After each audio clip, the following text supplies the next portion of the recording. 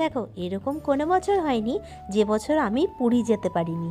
প্রত্যেক বছর জগন্নাথ দেবের কৃপায় আমি কিন্তু পুরী যাই।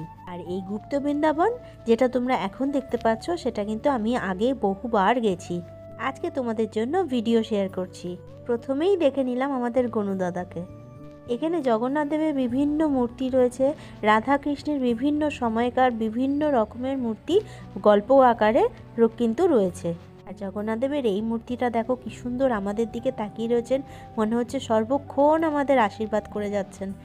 আমার পুরী যেতে কিন্তু ভীষণ ভালো লাগে। তোমাদের কেমন লাগে অবশ্যই কমেন্ট করে জানিও। এই মন্দিরের ভেতরেই কিন্তু বহু ছোট ছোট মন্দির করা রয়েছে। আর দেখো জগন্নাথ দেব কি সুন্দর ভাই বোনের সঙ্গে রয়েছেন, আর কত বড় কি সুন্দর পরিষ্কার মন্দিরটা।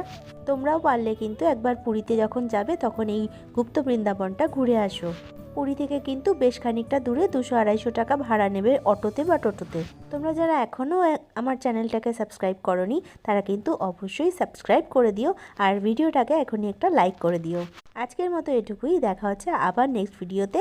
ওকে, tata, bye, thanks for watching.